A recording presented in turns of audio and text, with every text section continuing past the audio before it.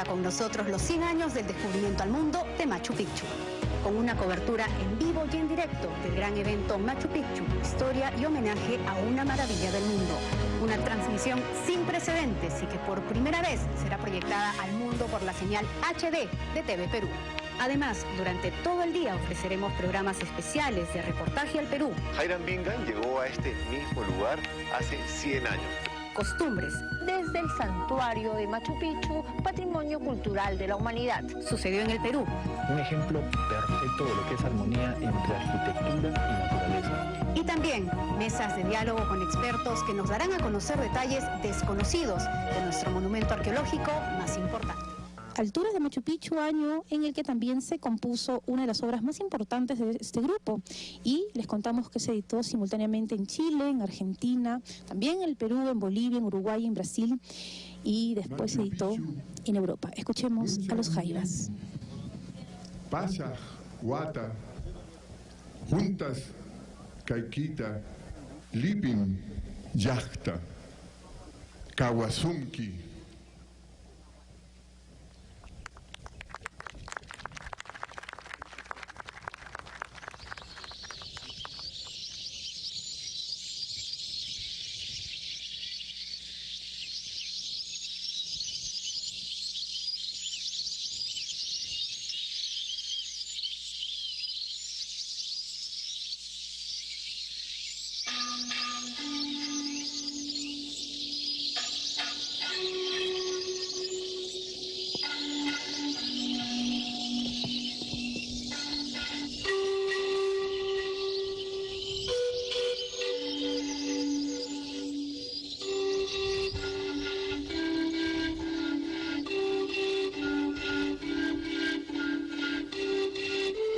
Me sentí infinitamente pequeño en el centro de aquel ombligo de piedra, ombligo de un mundo deshabitado, orgulloso y eminente, al que de algún modo yo pertenecía. Sentí que mis propias manos, habían trabajado allí en alguna etapa lejana, cavando surcos, alisando peñascos. Me sentí peruano, chileno, americano. Había encontrado en aquellas alturas difíciles, entre aquellas ruinas gloriosas y dispersas, una profesión de fe para la continuación de mi canto. Paulo Neruda.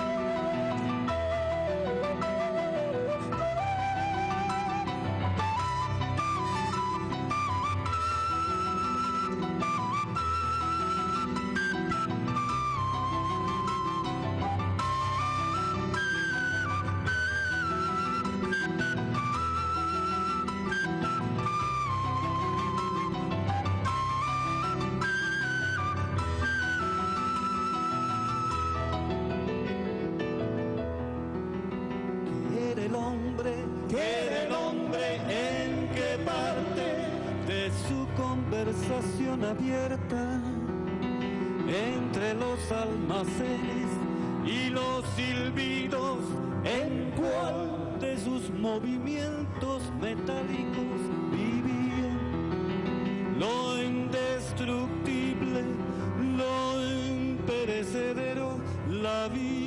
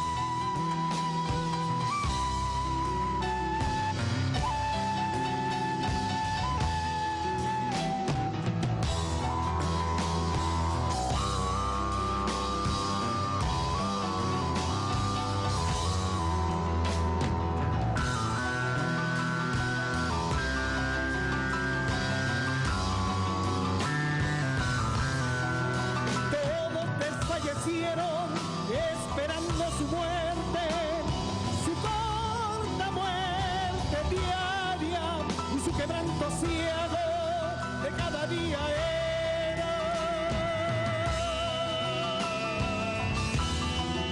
como una copa negra que bebía temblando.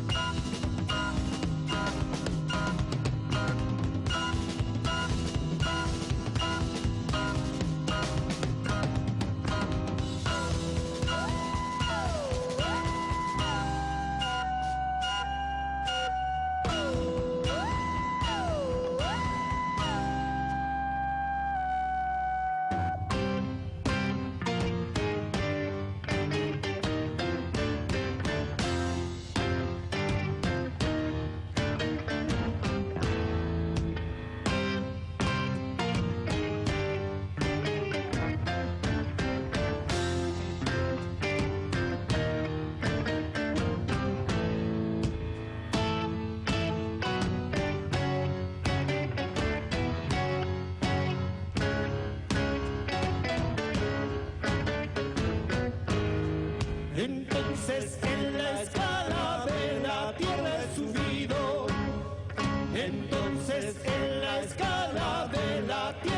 subido entre la atroz maraña de las selvas perdidas hasta ti, Machu Picchu.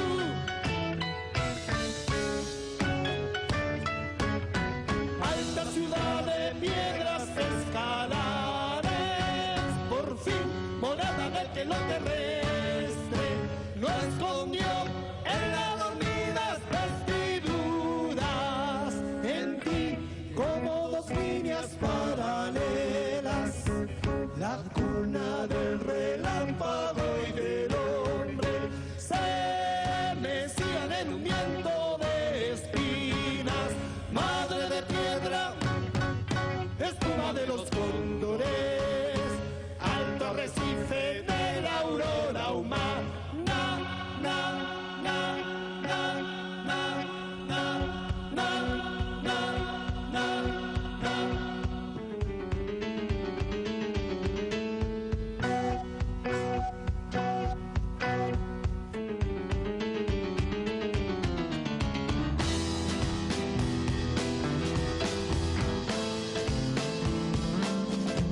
Cuando la mano de color de arcilla se convirtió en arcilla y cuando los pequeños párpados se cerraron,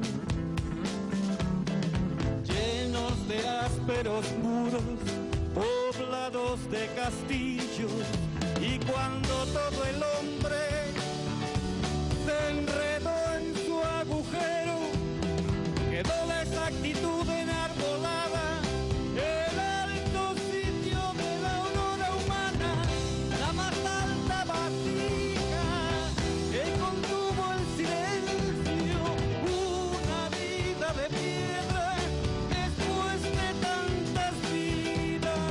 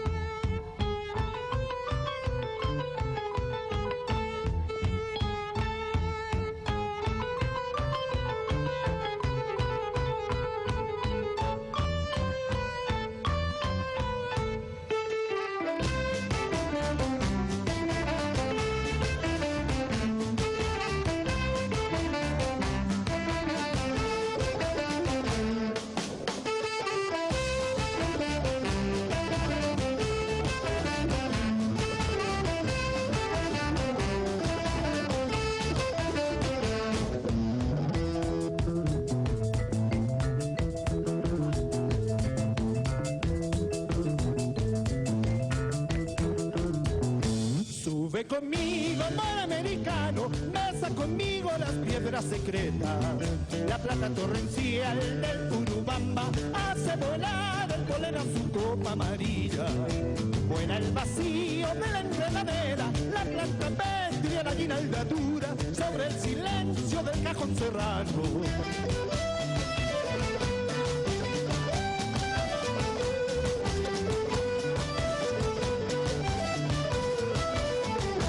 Amor, amor, hasta la noche bruta, desde el sonoro pedernal andino, hacia la aurora de rodillas rojas, contemple el hijo ciego de la nieve.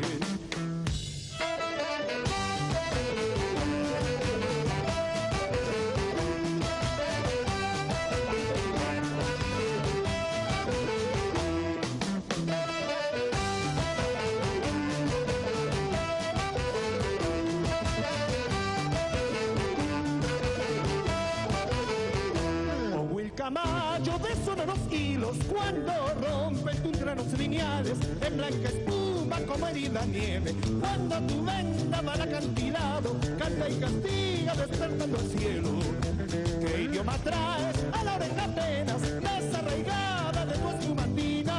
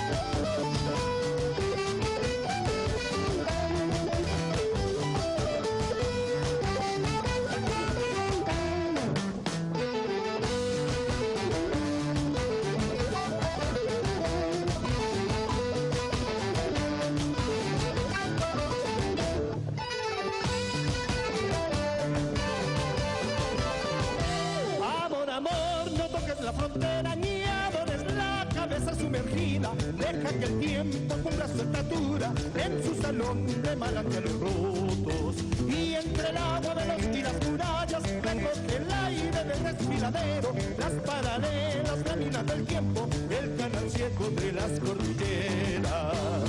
El áspero saludo de rocío y sube flor a flor por la espesura pisando la serpiente despeñada.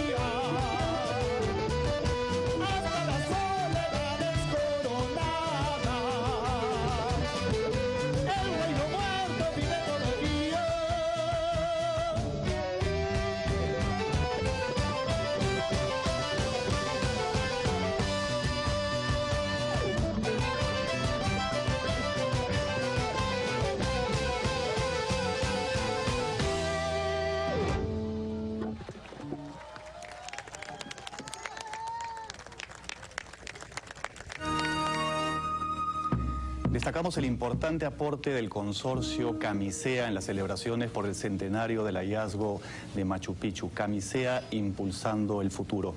Ahora sí les presento a los 4 invitados que tenemos aquí, 4 historiadores, empezando por mi izquierda.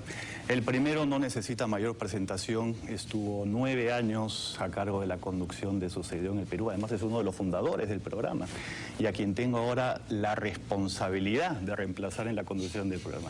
Gracias, Antonio.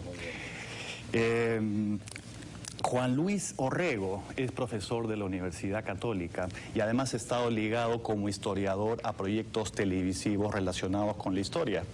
El doctor José Tamayo, aparte de ser cusqueño, es un experto en temas históricos regionales y un experto en la historia del Cusco.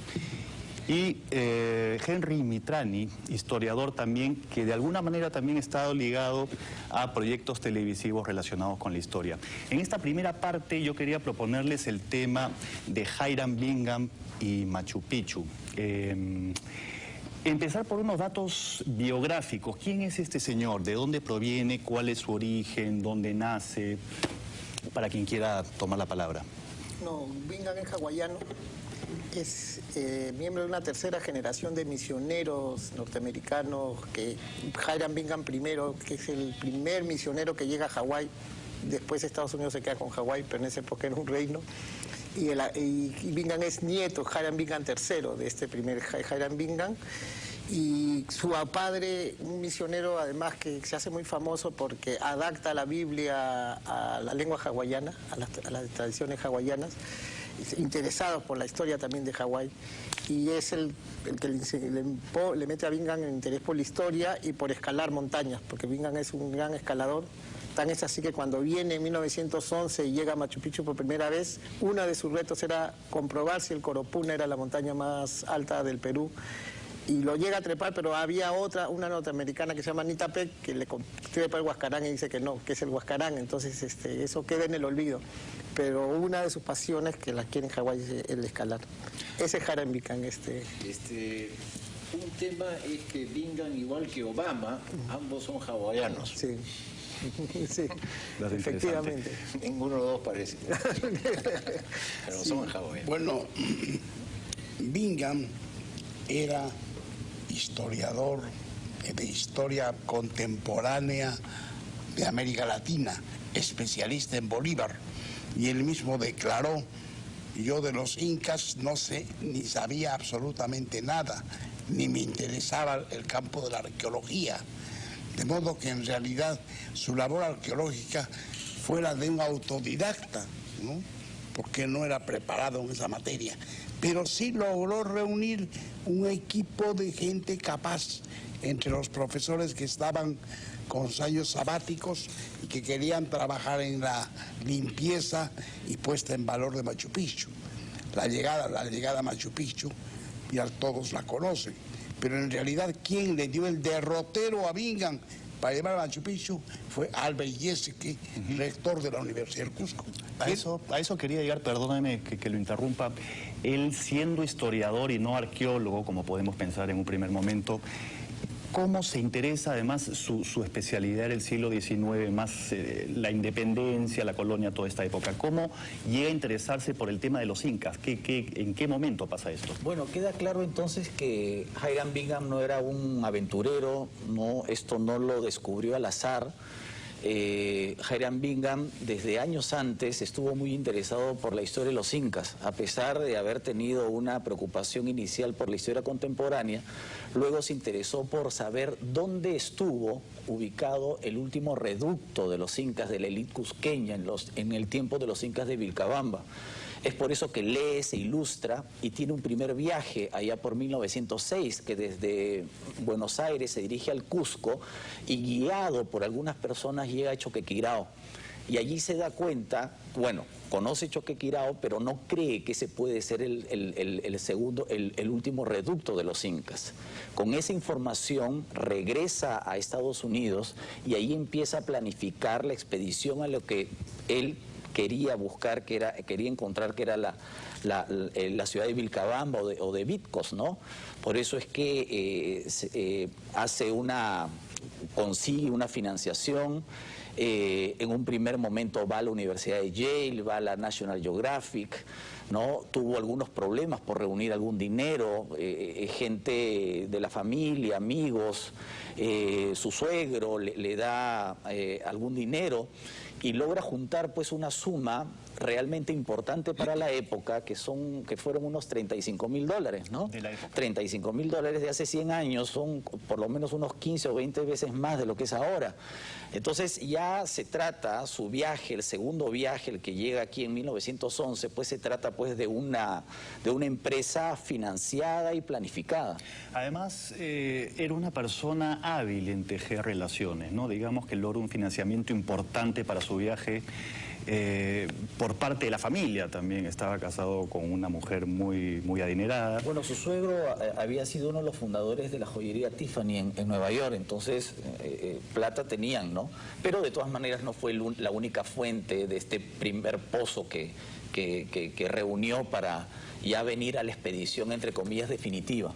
Él sentía una gran presión de la familia, porque hay una carta famosa ahí que leí que el suegro le dice que su hija estaba viviendo con un estilo de vida que no estaba acostumbrada, que ella estaba acostumbrada a tener mínimo 6 choferes y que él solamente estaba dedicado a enseñar historia en la universidad. Entonces él está buscando algo que le dé nombre para poder darle el nivel de vida que necesitaba la esposa.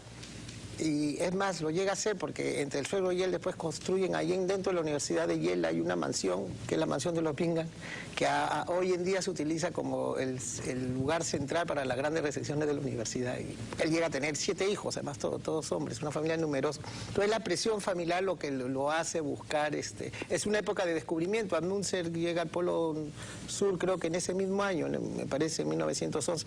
Entonces esa época, el descubrimiento de algo te podía dar un nombre, ¿no? Y él, además, era muy simpático, sabía perfectamente castellano, hablaba perfectamente castellano y era un gran organizador.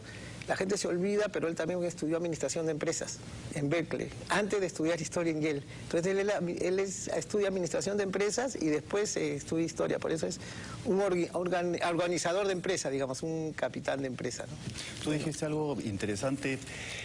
¿Cuál es la visión que se tenía de Sudamérica en esta época? No es la misma que ahora. La arqueología, digamos, como ciencia, era una ciencia naciente, no muy difundida. ¿Cuál es la imagen que se tenía, Tony, de Sudamérica? ¿Era una cosa un poco romántica de exploradores todavía en esta época? Bueno, en el caso particular de Bingham, la noción de él como explorador es parte de... Los Estados Unidos están saliendo de sus fronteras. Acaba de ser la guerra en la cual han ganado Cuba, las Filipinas, Puerto Rico. Es la época de las intervenciones en América Central. Los Estados Unidos están saliendo de sus fronteras, como digo. El ideal es Teddy Roosevelt. Teddy Roosevelt había estado en la guerra de Cuba, tenía algo de explorador. Y como dice Henry, es una época de grandes descubrimientos en la China, en el Polo Sur, una serie de viajes que se realizan en ese periodo, y él está encarnando un prototipo. Entonces él busca ser un explorador con un descubrimiento importante. Y lo consigue con el propósito último de su vida, que era ser político en realidad, ¿no? Él se lanza para senador, fue todos los años 20 senador por el Partido Republicano, de tal manera que aprovecha la fama del descubrimiento de Machu Picchu para catapultarse a donde realmente quería estar. Y hablando de la familia, cuando llegó a ser senador, dejó a la esposa, ¿no? Sí, a ver, cuéntanos eso, Henry. No, en realidad primero es... Sí, perdón. Un detalle interesante, que él terminó mal su carrera política, sí, pésimo, porque reemplazó a la comisión McCarthy. Cuando McCarthy murió, el persecutor de los izquierdistas, ¿se acuerdan? Él se metió a presidir esa comisión y después entró en un negociado con no sé qué empresa, quien le facilitó algunos privilegios económicos y en realidad acabó, no digo expulsado, pero digo separado del Senado. De modo que cuando murió el año 56, Bingham, bueno, su carrera política ya había terminado. Tenía 73 años, pero lo que pasa es que le refuerza la fama porque estaba en el tercer viaje acá, regresa a Estados Unidos y empieza la Primera Guerra Mundial. Y él tenía ya una pasión por la aviación. Entonces el gobierno lo llama y él funda la Escuela de Aviadores de Guerra de Estados Unidos. Por eso es héroe, está enterrado en Arlington, es teniente coronel. Y de ahí le piden que se vaya a Francia en plena Primera Guerra Mundial y crea la francesa. Y lleva un escuadrón norteamericano a Francia y también tiene la Legión de Honor en Francia. Entonces se vuelve héroe de guerra por la Primera Guerra Mundial, más Machu Picchu. Entonces al regresar se presenta de gobernador de Connecticut y sale elegido gobernador, pero dura un día. Porque... a su vez se había presentado para senador y no había salido, y el senador que había salido muere, entonces él tiene ahí es que pasa al Senado. Años después se separa, por supuesto, tiene razón Tony, es más, con la segunda esposa en la que vine a fundar viene a inaugurar la carretera que lleva su nombre, que sube a Machu Picchu. Pero se queda con la herencia, ¿no?, de la esposa.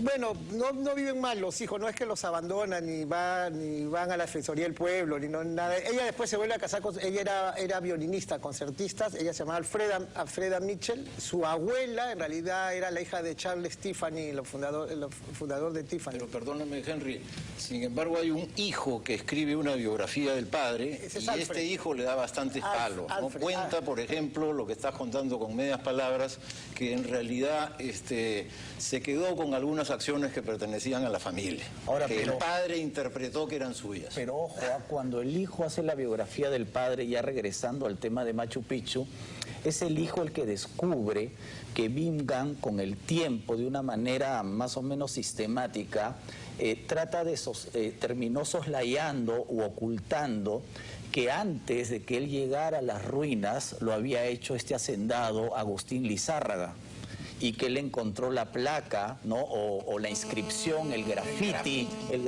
que había hecho Agustín Lizárraga, quien llegó a las ruinas allá por 1902.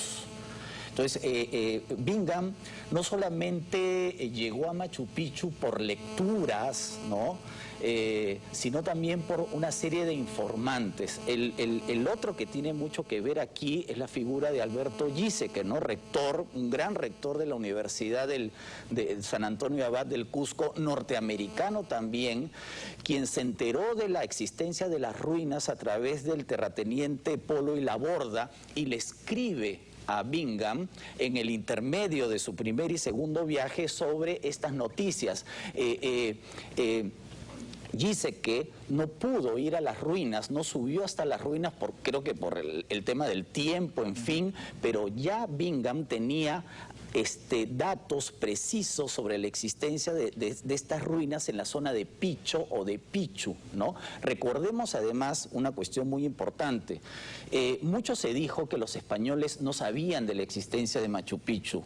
¿Y por qué? Porque la gente que sostenía esto es porque en las crónicas de los españoles del siglo XVI no se mencionan las ruinas. Pero los historiadores sabemos que las crónicas no son la única fuente para enterarnos de lo que sucedió con los incas y lo que ocurrió en el siglo XVI, sino también hay una serie de documentos como visitas, como relaciones, que son documentos administrativos en donde sí aparece Pichu, Picho o Picchu, ¿no?, que además era una encomienda, ¿no?, y que, por ejemplo, también sabemos que a Raimondi en el siglo XIX pasó por allí. Tenemos las noticias que un empresario alemán en el siglo XIX, durante el gobierno de José Balta, tuvo la concesión para operar una empresa minera en la zona, y se dice que él extrajo algún material, ¿no?, algún material de Machu Picchu que terminó en colecciones privadas en Europa o en Estados Unidos. Entonces había noticias, o sea, la zona se conocía. Lo que pasa es que con lo de Bingham, digamos en términos, entre comillas, vulgares, es cuando Machu Picchu se presenta en sociedad. Ni siquiera es el año 11, claro. El año 11, el 26 de julio, ojo, no el 7 de julio, el 24 de julio, Bingham llega a las ruinas acompañado por este señor Arteaga, ¿no? Melchor Arteaga, ¿ya? Y 1911 es el año del inicio de la presentación en sociedad de Machu Picchu. O sea, tuvo que pasar algún tiempo para empezar el Perú y luego el mundo occidental, en este caso el mundo occidental, se enterara de la existencia de la ciudadela, ¿no? Ajá, ahora hay algo interesante. Él pasó, llega a Machu Picchu y creo que pasa mediodía ahí nomás. Sí, por favor. Sobre la documentación, mucha gente, por ejemplo, Víctor Angles en el Cusco y otros autores han dicho que los españoles no tenían ni idea de Picho o de Picchu, el lugar de Machu Picchu. Sin embargo, acaba de descubrirse en el Archivo General de la Nación por Joseph Dager un documento anterior al de Clave y Remy y anterior al del documento de Rodríguez, ¿no?, de 1565, un documento de 1561 18 años después de la toma del Cusco por los españoles, que dice que el lugar de Picho tributaba coca para calca, para el repartimiento de calca, tantos cestos todos los años, y los entregaba en Ollantaytambo. Es decir, que Picho era conocido por los españoles, pero los españoles no penetraron en las ruinas y la parte baja de la zona que llaman Mandor, la zona que llaman Mandor, era utilizada para producir coca y pagar el impuesto de la coca. Además hay que tener en cuenta que Picho es todo el lugar, ¿no? Dividido en dos partes, que es Machu, la parte antigua, y Huayna, la parte joven, ¿no? Es toda una parcialidad, digamos, entre comillas. Una cosita, Albert dice que en realidad le confirma, no es que le dé el dato, porque le confirma a Bingham, porque en realidad el que parece que primero llega es un topógrafo alemán que se llama Hermann Göring, como el aliado de Göring, el aliado, y te hace un mapa que Raimondi lo reproduce después, que le llaman el mapa Raimondi. Y después que simplemente marcan que había conocido este mapa de Göring, hace un mapa de la zona y se hace amigo de Bingham por correspondencia después del viaje de 1909. Y hay una correspondencia muy fuerte entre Markham y Bingham, y ahí le menciona, entre otros sitios, en esa correspondencia le menciona lo de las ruinas en Machu Picchu, porque él está buscando varias, encuentra varias, ¿no? Otro testimonio es el de este español del siglo XVI que va a visitar a Sayri Túpac, claro, uno de los incas de Vilcabamba, y en la relación del viaje pone que durmió en el pueblo de Picho. La tierra de la paz. De la tierra de la paz. Bueno, ¿no? Hay una cosa interesante. En realidad,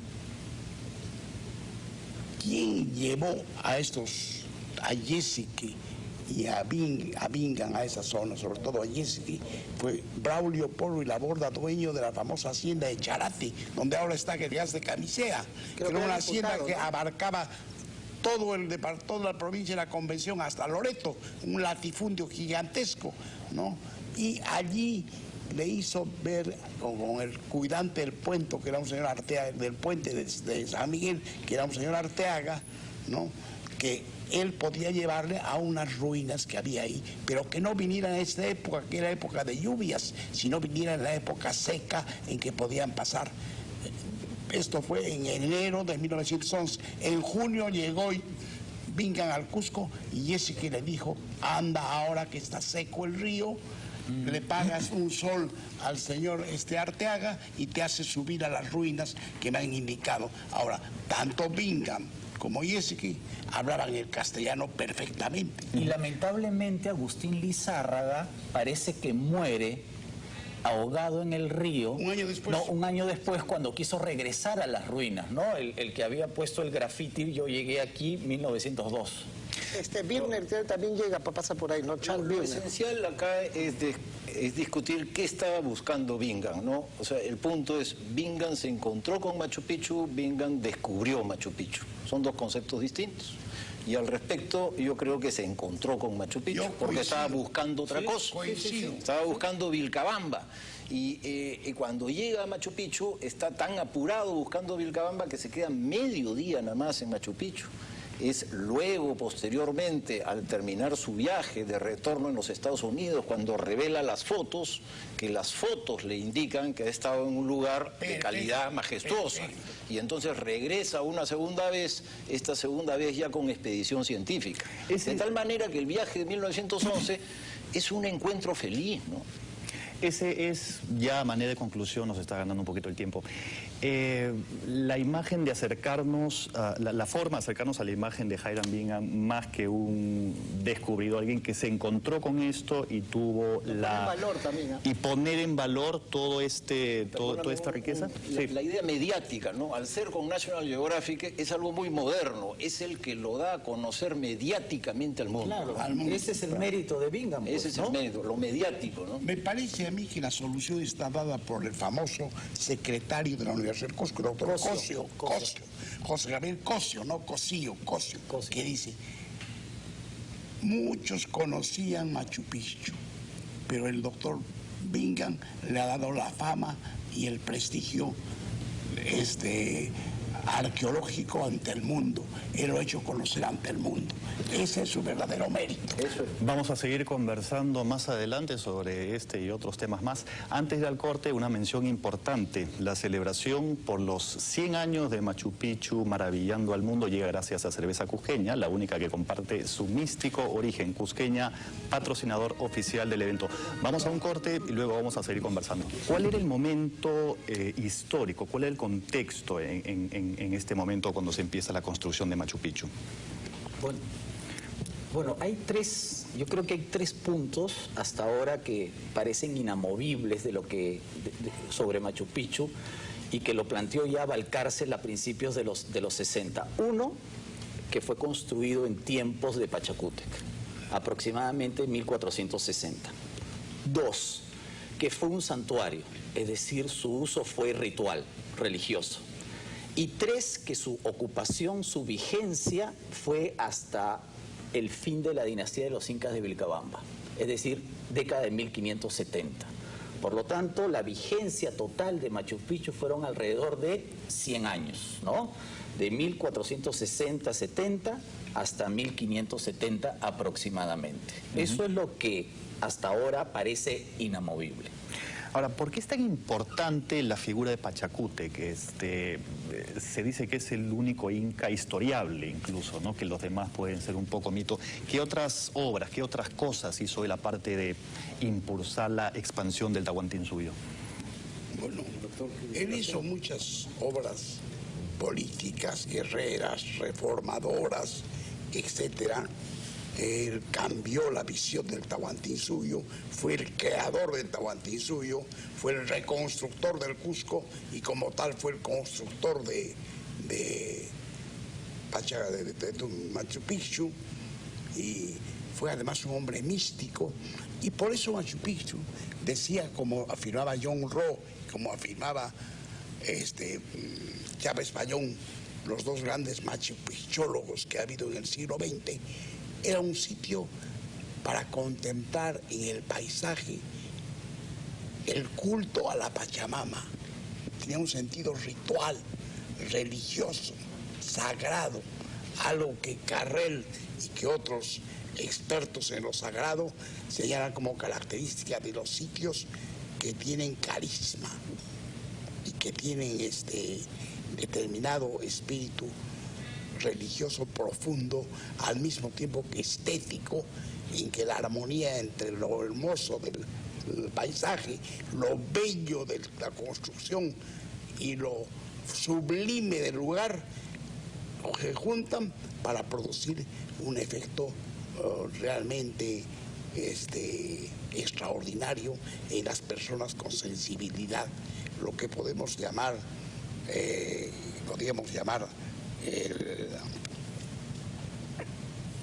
la catarsis que produce en ciertas personas hipersensibles Machu Picchu, que se ha logrado con Marcel, con el propio Valcárcel, con Juan Carlos Guayhuaca, conmigo y con otros que hemos sentido experiencias extraordinarias ahí en Machu Picchu, sino porque miles y miles, 800.000, 900.000 personas llegan a Machu Picchu si no hubiera ese atractivo, ese capital no diré sobrenatural, pero sí espiritual, que produce cierto efecto. Ahora, yo precisamente por eso, y para concluir, estoy escribiendo un libro que es una visión cusqueña de Machu Picchu, desde el punto de vista de la sensibilidad cusqueña, y partiendo de la idea de que el Cusco del siglo XX ha sido el Cusco de Machu Picchu, que se llama el enigma de Machu Picchu. Porque después de haber leído a mi amigo Poncio Idema su último libro, que se llama, como ustedes saben, El calendario inca y el misterio del tiempo, he llegado a la conclusión que realmente Machu Picchu, pese a todo lo que se sabe de él, sigue siendo un enigma. A eso quería ir. Hay varias teorías sobre qué fue en sí Machu Picchu. Hiram Bingham, la primera que propuso es que fue una ciudadela militar.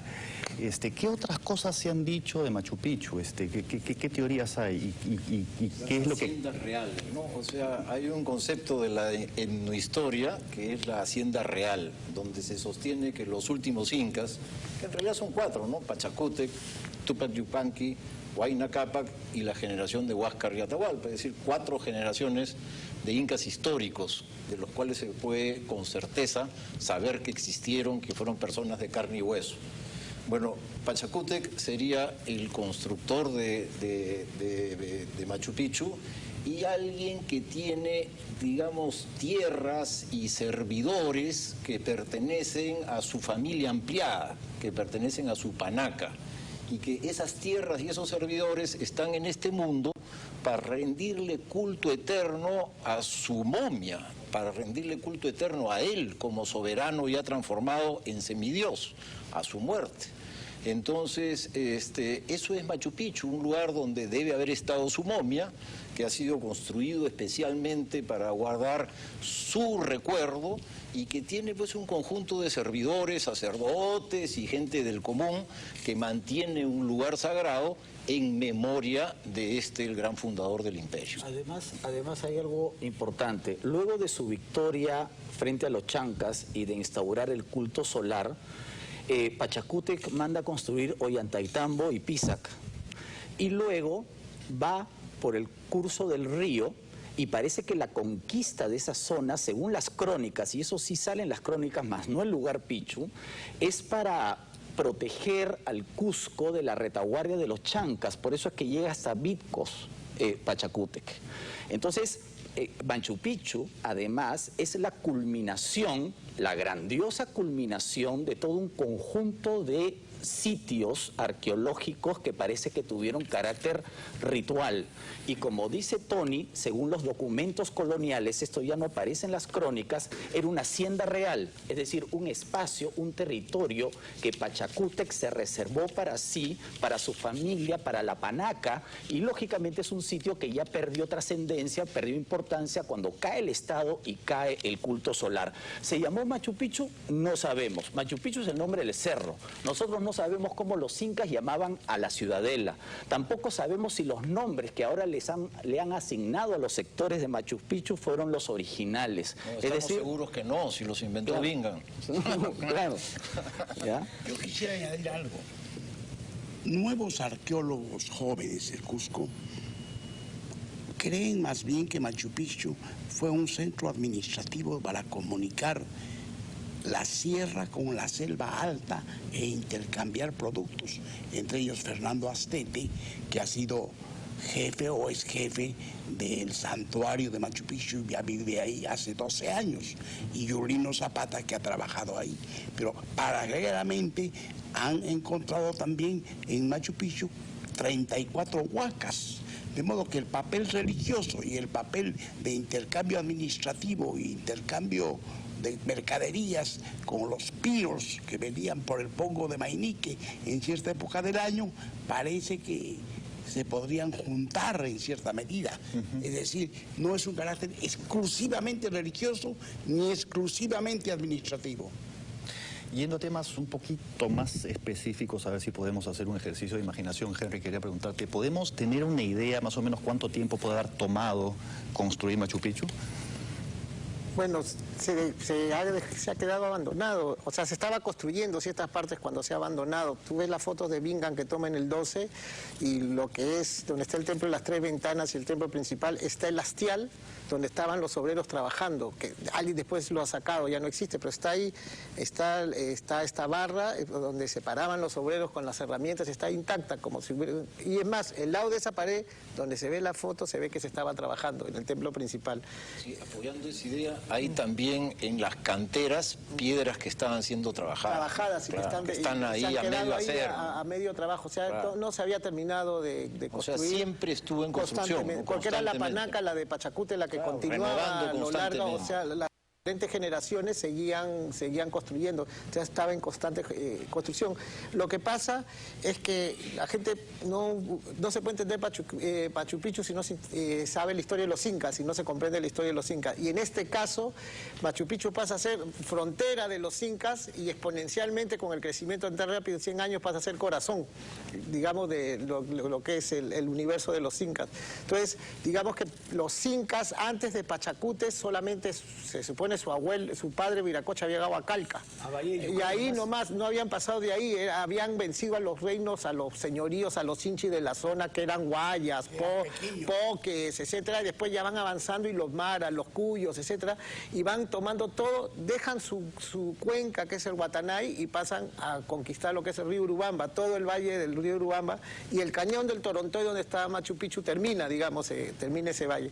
Entonces es ahí que tienen fuerza, tienen mano de obras, tienen otros pueblos aliados, etcétera. Inclusive antes de Pachacute, los incas se casaban con miembros de otros grupos para poder consolidar alianzas. Con Pachacute, a partir de él, ahora se casan entre hermanas, nada más con hermanas.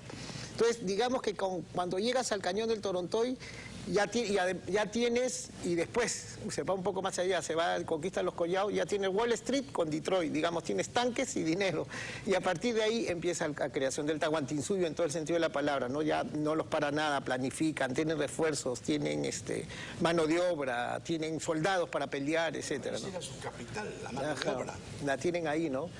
Y ya Machu Picchu... La tierra viene con la gente, pues, ¿no es cierto? En todas las sociedades tradicionales... La gente y la gente viene con la tierra. Claro, la tierra, por eso es que en la sociedad tradicional... La riqueza del Inca consistía en que era dueño del tiempo de millones de hombres. A quienes solo les daba chicha y comida, pero no salario. Falta todavía mucha investigación respecto a Machu Picchu. El turismo masivo, ¿no? Un poco que es el problema, ¿no? Porque para decir más cosas sobre Machu Picchu se necesitaría pues investigar, y en este sentido pues el turismo bloquea esta situación.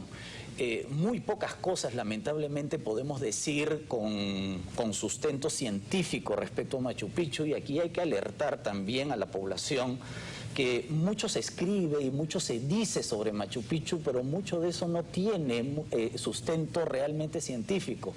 La arqueología cusqueña, con todo el respeto, ¿no?, ha estado preocupada en los últimos años en poner los sitios arqueológicos para que los visiten los turistas, ¿no? O sea, eso está bien, pero falta investigación, ¿no? ¿Cómo se llamaba Machu Picchu? ¿Realmente para qué servía? Sabemos que no hubo mucha población por las características del lugar, su población permanente era mínima. Parece que Pachacute cuando iba solamente en determinadas épocas del año, en épocas de secas, seguramente no iba todos los años. Hay construcciones que permiten la estadía momentánea del Inca con su corte. Eso ¿no? Quería comentarte, perdón. ¿No era un sitio entonces, como teníamos la idea de una ciudad donde la gente circula libremente?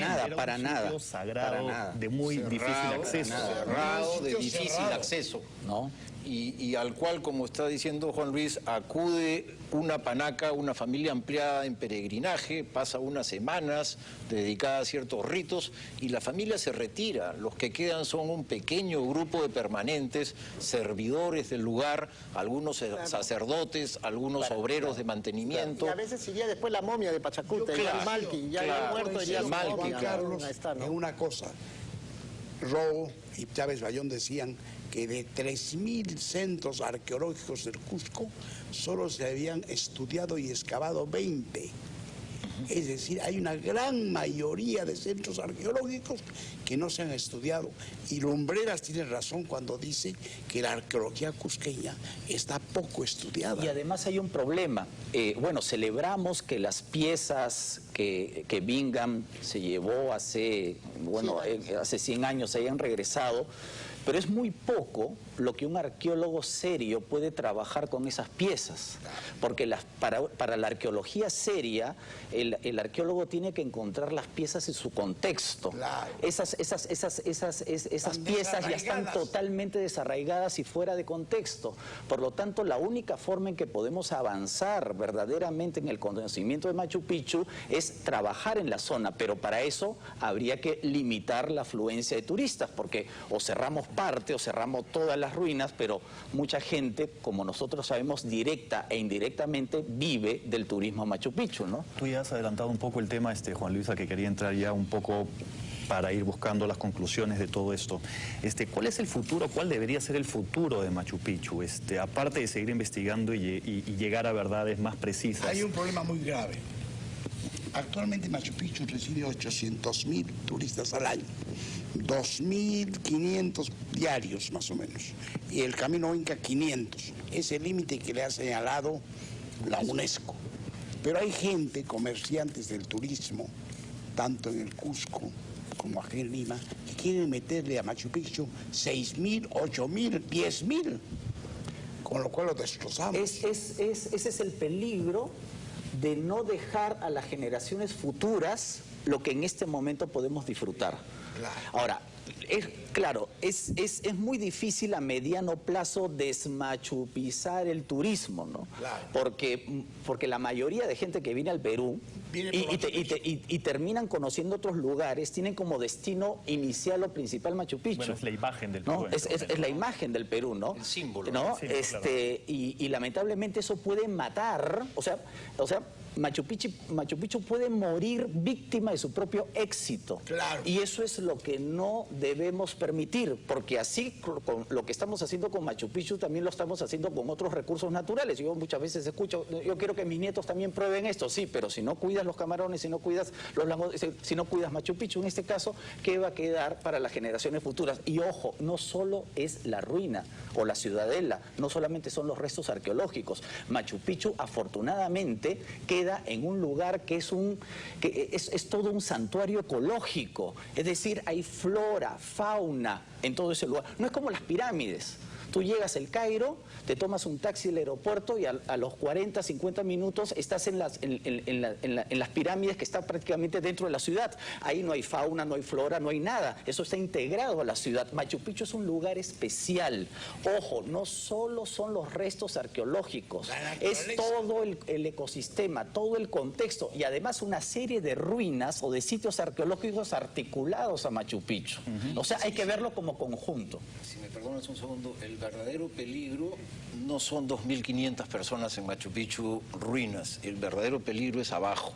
Es el pueblo que antes se llamaba Aguascalientes y ahora se llama Machu Picchu Pueblo y que ha construido hoteles en cauces secos, es una cobollada. Ha invadido lugares que al primer huaico se los va a llevar y lo que quiere la UNESCO en realidad es evitar que vaya, en caso de desastre natural, un montón de turistas muertos. Entonces el problema verdadero de mantenimiento está abajo, antes que arriba.